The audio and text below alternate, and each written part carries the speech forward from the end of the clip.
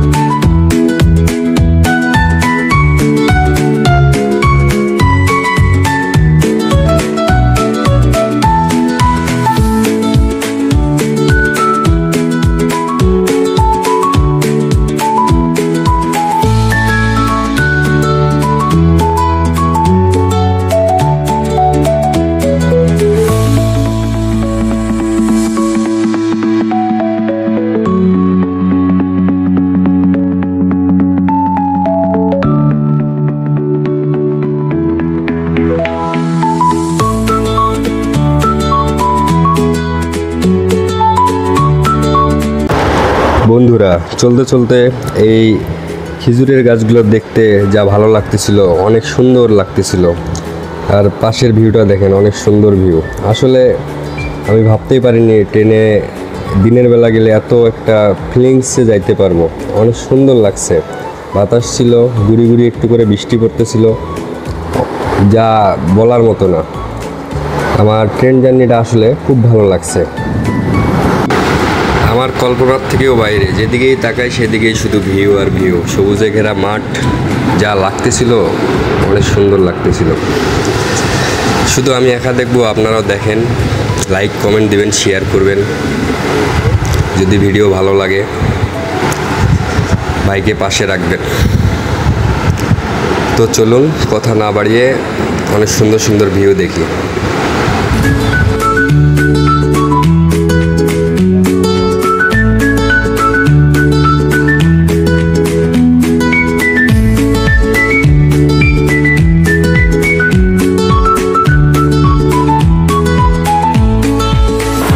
চলতে চলতে চলে আসলাম রাজশাহী নাটোর। নাটোরে নাকি নাটোরের রসগোল্লা খুব মজা।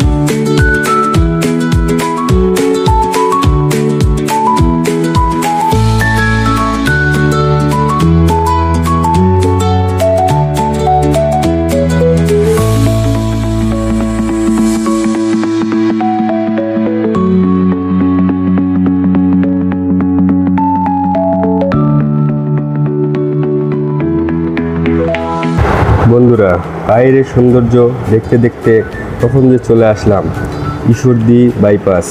যমুনা সেতুর পরে এবার তৈরি করেছে রেল সেতু। তো আমার যাওয়ার খুব ইচ্ছে ছিল, তো ইচ্ছেটা আলহামদুলিল্লাহ হয়ে গেছে। তো আপনাদেরকেও আমি ভিডিওটা অনেক রিস্ক নিয়ে করছি, আপনাদেরকে দেখাবো। তো চলুন দেখি।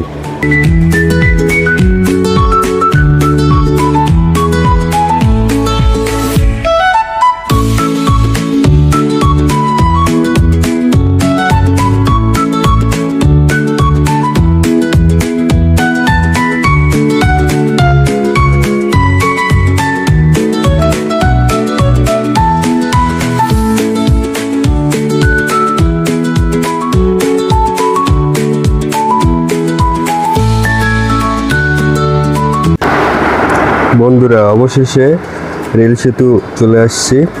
দেখেন কত রিক্সে ভিডিওটা তৈরি করছি, মোবাইল শুদ্ধে কাবাকাবি করতেছিল।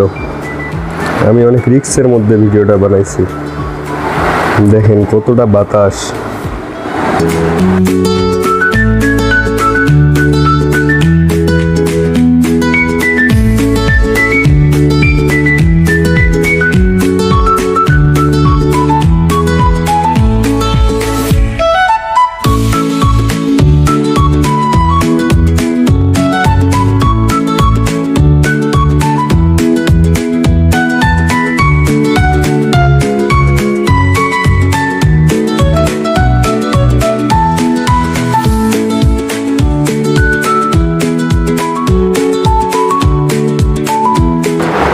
আসলে রেল সেতুর উপরে ট্রেন চলতেছে, অনেক সুন্দর লাগতেছিল।